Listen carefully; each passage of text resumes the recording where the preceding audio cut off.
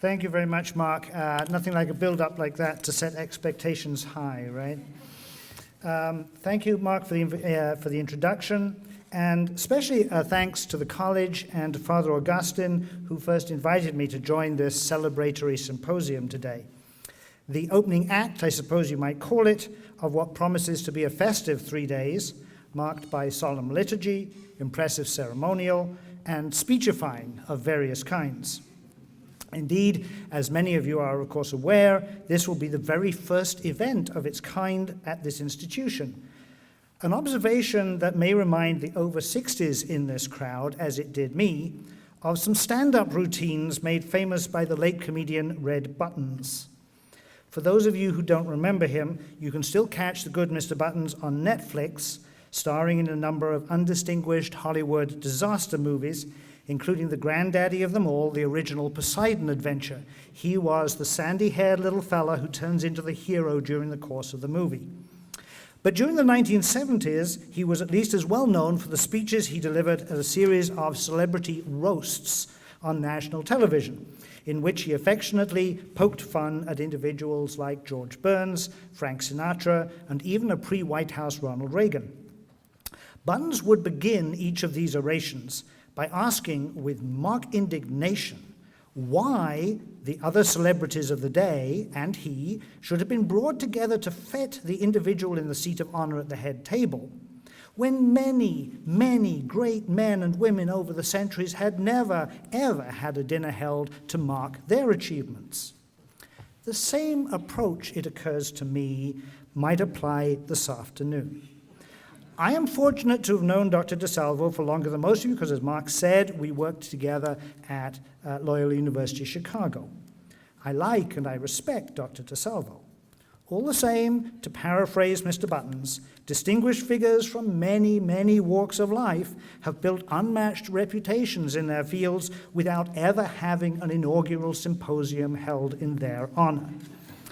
Red Buttons' routine would have gone something like this. Pioneer aviator Orville Wright, who said to his brother Will when they landed on the beach at Kitty Hawk, "Boy, we were only in the air for 12 seconds. How the heck did our bags land up in Cleveland?" Orville Wright was never honored with an inaugural symposium. Joe Torre, the 9-time All-Star, who was too chicken to play catcher and therefore moved to first base despite the fact that it meant going through the rest of his life being known as the chicken catcher Torre, Joe Torre never received an inaugural symposium in his honor. William Shakespeare, the most famous dramatist of all time, never to pass the SATs because he always arrived at the testing center with the wrong kind of pencil. As he remarked later, to be or not to be. William Shakespeare was never honored in this way. And even our much admired and respected Father Jonathan, the Order of St. Benedict's benevolent and restrained answer to Chef Gordon Ramsay, even Father Jonathan received no inaugural symposium like this one today. So why? Why are we honoring Dr. DeSalvo in this very special and indeed for Saint Anselm College unique fashion? It's a question that deserves a thoughtful response. And this afternoon I intend to offer just such a response based on a 3-part argument. First, I shall outline why I believe the future of the liberal arts as an intellectual field of study is bright, the assertions of certain naysayers notwithstanding. Next, I will argue that we can be similarly sanguine about the prospects of a sustained focus on the liberal arts as a highlight of American higher education. And then, in a final turn, I will suggest how Saint Anselm College, under Dr. DeSalvo's leadership, can and must play a leading role in ensuring that our aspirations for the continued health and prosperity of the liberal arts are fully realized. So let's begin by stepping back from the comparatively small world of a specific college or university campus, back even from the domain of higher education at all, to consider the topic, the future of the liberal arts, in the broadest possible sense. Some 5 years ago, Maggie Jackson published a provocative book in which she lamented what she viewed as contemporary society's declining ability to engage in deeply engaged and focused thinking. The book's title was Distracted, But the gloomy picture that Miss Jackson painted was more clearly signaled in the subtitle, The Erosion of Attention and the Coming Dark Age. One can readily find other recent essays and monographs that adopt similar perspectives to Miss Jackson's, and as we shall shortly see, I by no means agree with her conclusions. But I do recommend Distracted as an enjoyable and challenging read. Her journalistic skill is evident in the deployment of illustrative examples drawn from many areas of life, and she's a refreshingly honest debater, taking great care to acknowledge even the evidence that runs somewhat counter to her major thesis. But in the context of this afternoon's discussion, we very much need to assess the strength of her thesis. Because if Miss Jackson is right, it's precisely the future of the liberal arts that is imperiled by the forces that she detects at work all around us. How many times, after all, have we heard critical thinking skills or clear and persuasive communication named as key outcomes of the intellectual training provided by the liberal arts? Well, these are precisely the intellectual skills about whose long-term survival Ms. Jackson expresses the greatest skepticism. If you prefer, think about our internalized image of college life, an idyll that admittedly probably never existed here in Goffstown or anywhere else, yet lives on in our imaginations to resurface whenever we sit around discussing our own college days. In that idealized setting, eager and articulate undergraduates stay up late into the night, passionately discussing the finer points of some literary or philosophical or scientific or theological classic. Now, subtract from that scenario the capacity of the participants to read complex texts analytically. Subtract their capacity to focus accurately on the most important elements of those texts, or their capacity to redeploy those elements in conversations with other equally engaged peers. Subtract those capacities, and what remains is little more than a casual conversation about the latest episode of the Kardashians or the outcome of the latest Patriots game. It is imperative, therefore, that we review the premises of Miss Jackson's argument and determine whether, taken together, they support her prediction that the dark clouds of Mordor are spreading across Middle-earth. Ms. Jackson constructs her case by examining some key 20th and 21st century developments that have contributed to what she calls the distractedness of today's generations. She invites us to consider, for example, how interpersonal relationships have become devalued in a world in which technology has, ever since the advent of the telegraph and the telephone, increasingly robbed us of an appreciation of time and space anchored in the here and the now. As a result, she suggests, we increasingly believe that hundreds of friends at a distance can substitute for half a dozen friends around the corner, or, for that matter, for the members of a nuclear family gathered around the dinner table for a discussion. Our myriad devices, handheld and otherwise, encourage us to engage in constant multitasking. This despite incontrovertible evidence that human beings are simply incapable of managing this feat, or at least of doing so with any great measure of success.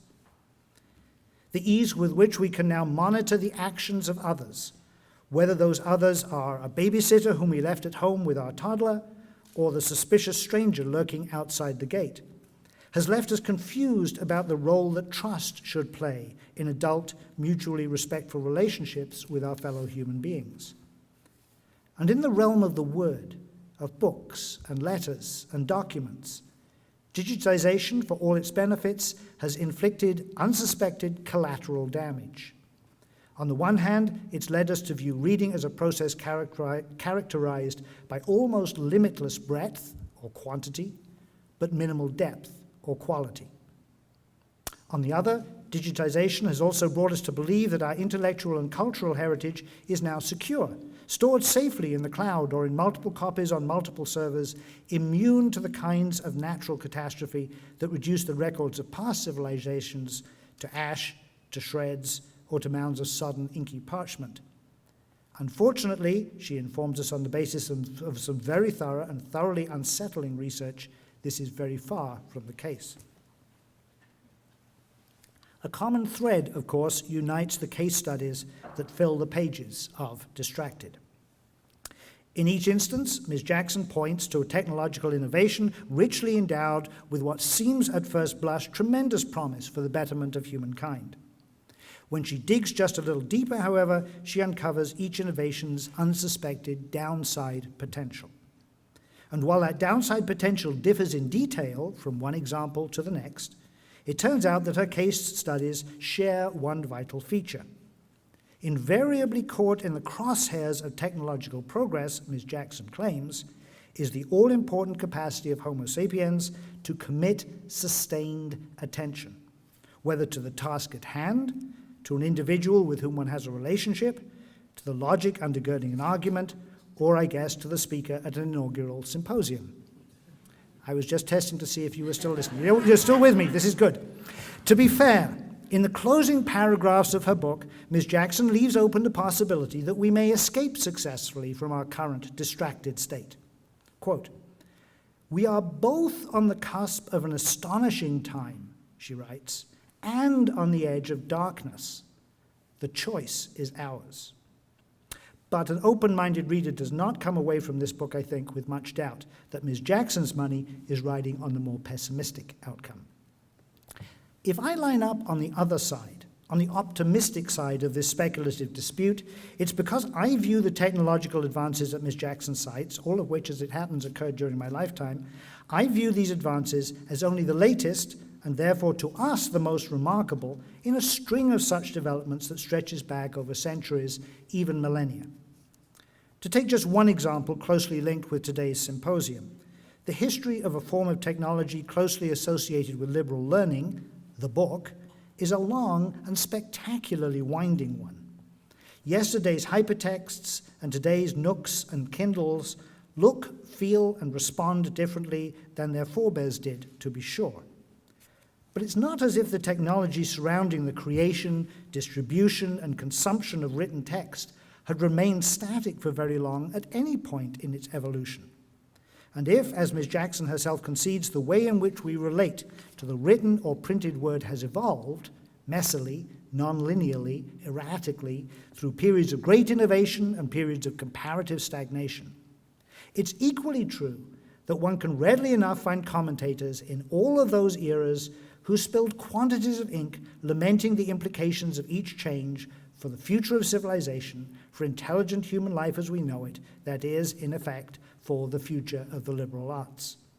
Plato, of course, famously worried that writing on a wax tablet with a stylus, the new technology of his day, would erode his ability and that of his less able contemporaries to memorize complex thoughts. 2,500 years later, Ms. Jackson and many others like her are equally concerned about where we are headed, but I don't share their alarm.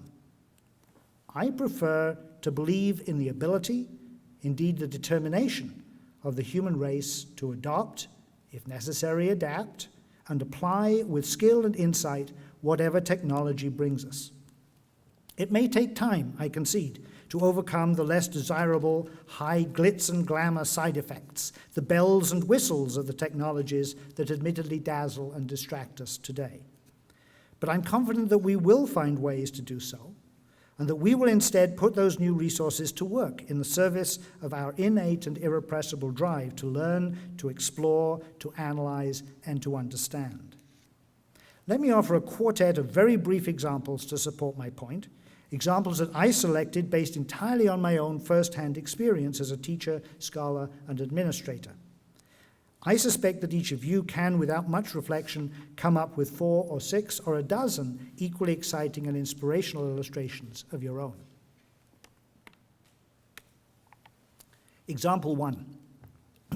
Classicists at Holy Cross and elsewhere and at Harvard are collaborating to apply sophisticated imaging software to the fragmentary texts that constitute our only access to the works of Homer.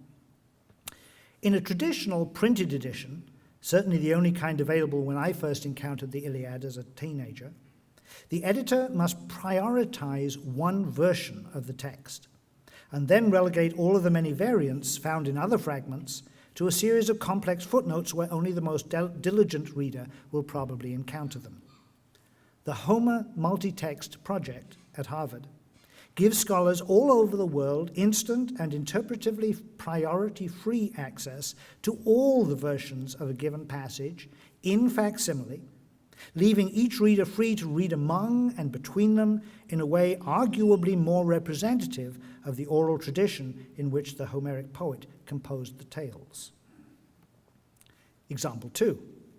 Most of you, I imagine, heard or read this summer about the outing of J.K. Rowling, the Harry Potter creator, as the author of a crime novel, The Cuckoo's Calling.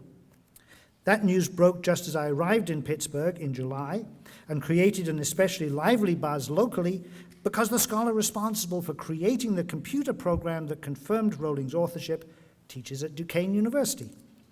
Of course, Patrick Juola did not develop his open source software with targets like The Cuckoo's Calling in mind. His primary focus was and remains the many texts that literary critics have either attributed to that most prolific of all authors, anonymous, or assigned to some more or less plausible figure from the appropriate historical era, but with what one might characterize as less than total confidence. When I was a PhD student in literary stylistics some 40 years ago, I and my fellow students at the University of Massachusetts looked forward to the day when the anticipated explosion in computing power would enable such studies of authorship. This summer, evidently, that day arrived. A third example. If the development of the phototransparency revolutionized the study and the teaching of art history for my generation, and it most certainly did, then the development of massive searchable online databases of high-definition digital images, such as ArtStore, represents a second amazing advance. This affects not only art historians, by the way, but scholars in all of the disciplines that are either touched by or contribute to the fine arts.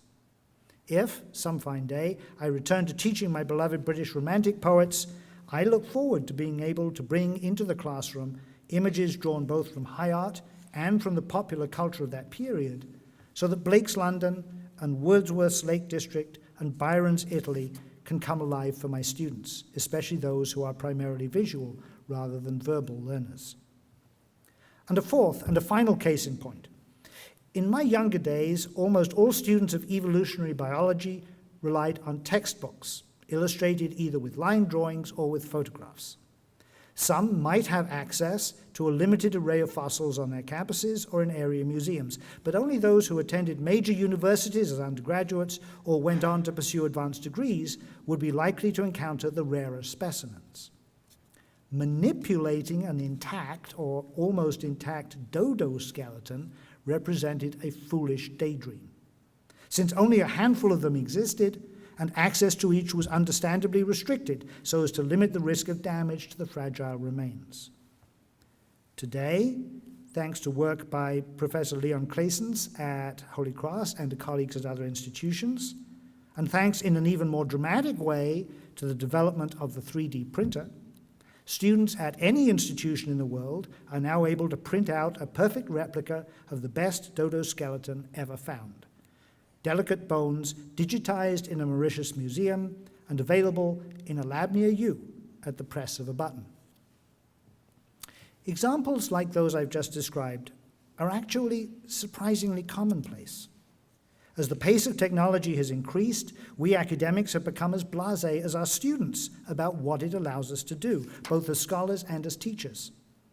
But when those of us who are, as they say, of a certain age, step back for a moment to reflect, we can hardly fail to be amazed at the gulf that separates the knowledge base and the array of tools in our respective fields today from all that was known and all that could be done when we entered the profession 2 or 3, or in my case almost 4 decades ago.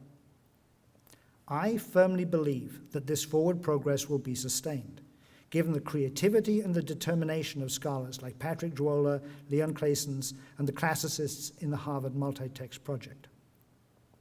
As I suggested a few minutes ago, I don't deny altogether the concerning symptoms of distractedness that Maggie Jackson cites in her book. I see those, however, as challenges we need to overcome and can overcome as we learn how to manage the immense power for good that contemporary technology has placed at our fingertips. So let me quickly move to the second leg of my argument this afternoon, and the second part and the third part are shorter than the first, you'll be glad to hear. A brief discussion of the future of the liberal arts in the context of the American system of higher education.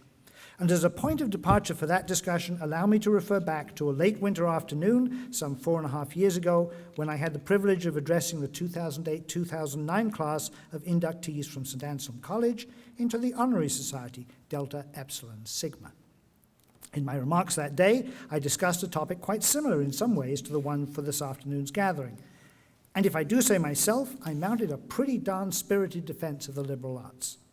Such a defense was critical, I argued, in the face of the pernicious effects of certain professions and their associated professional schools to reform undergraduate education, that is, quite literally, to reform it, to remake it, in ways that served primarily their ends.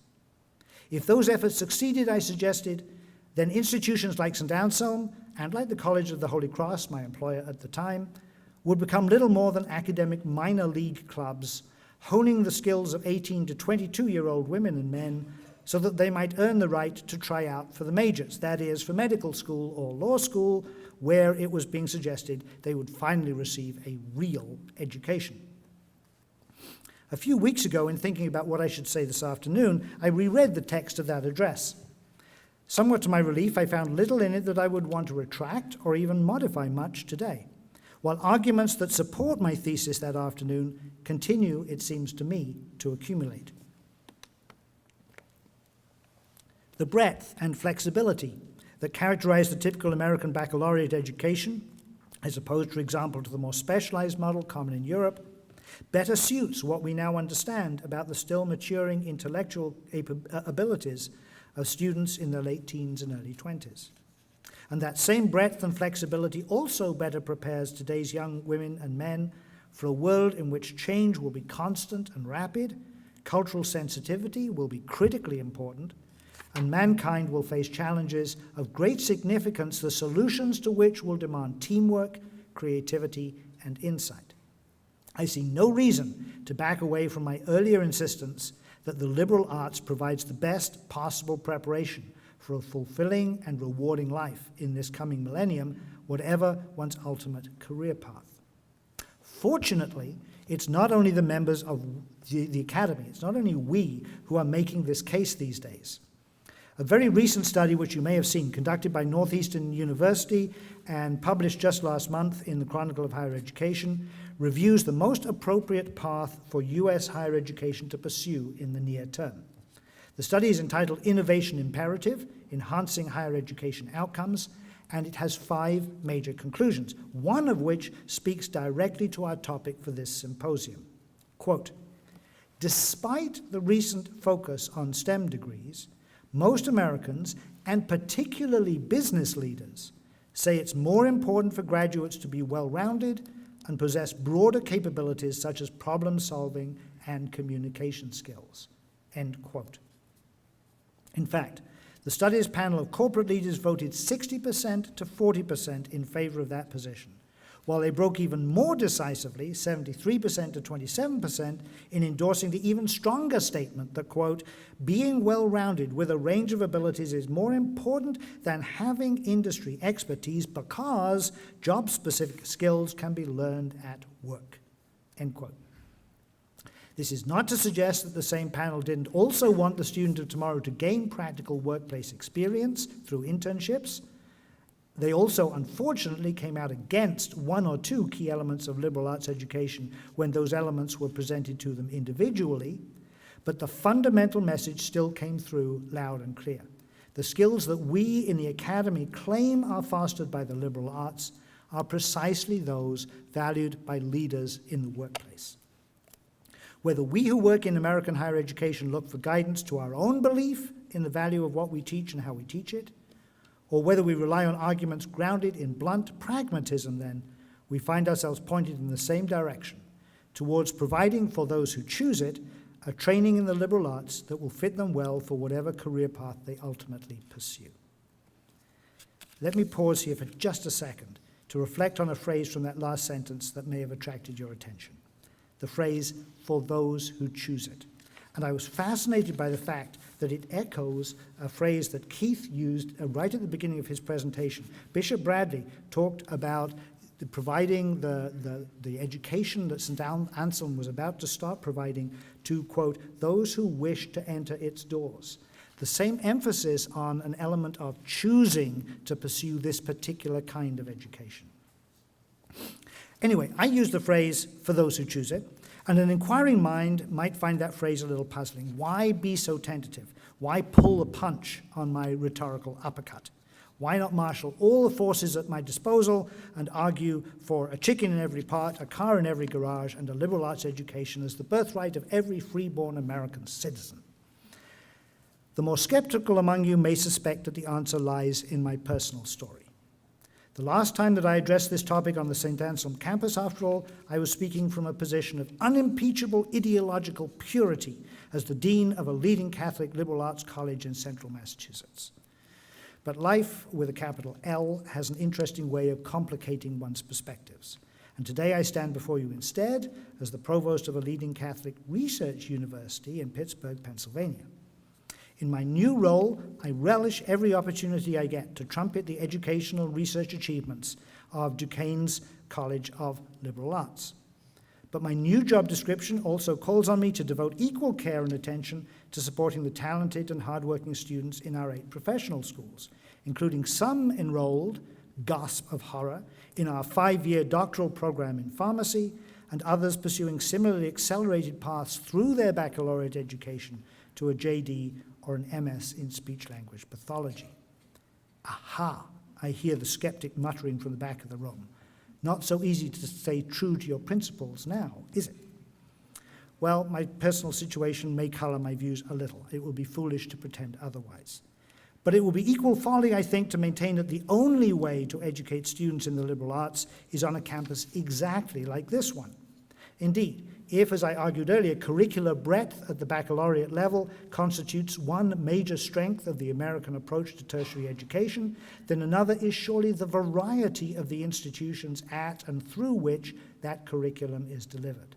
No one type of college or university can meet the needs of every student. And so it's not only appropriate, but inevitable that the liberal arts should play a different role within the wide range of educational models on offer. All that having been said, I have not come here today to belittle, let alone deny, the leadership role played by the nation's liberal arts colleges in particular, by colleges like St. Anselm and Holy Cross and Bates and Amherst, in sustaining and delivering for those who choose it what one might call a classic liberal arts education. This will be no easy task in the years ahead. You're familiar with the litany of potential obstacles. The declining number of high school graduates, for example, especially in the Northeast. Increased and increasingly costly government regulation. Public skepticism about the underlying value proposition, despite everything that I told you about the views of CEOs. The need to pump ever more resources into financial aid to ensure that the education provided remains broadly accessible. And philanthropic wariness in the wake of successive shocks to the economy. Many experts believe that the pressures created by these factors combined will likely overwhelm a number of this nation's more vulnerable liberal arts colleges, those perhaps that are less responsive, less creative, less secure in their understanding of their missions. I see no reason to quarrel with that assessment. While I remain confident that the model itself will survive whatever challenges lie ahead, I can easily imagine a world in which the landscape of higher education is populated by considerably fewer exemplars. And that, finally, is the answer to the question with which we began this afternoon, the question of why we will be honoring Dr. DeSalvo with an inaugural symposium this afternoon. Make no mistake about it, Dr. DeSalvo comes to the presidency of Saint Anselm College at a crucial time. To his new role, he brings, I believe, a clear-sighted vision for this institution as a leading liberal arts college, as is immediately evident in his choice of the topic for today's inaugural symposium. Our role this weekend, as faculty, staff, trustees, parents, alumni, and friends of Saint Anselm College, is to affirm his belief in the college's future and to commit ourselves to helping him to bring it about. Thank you.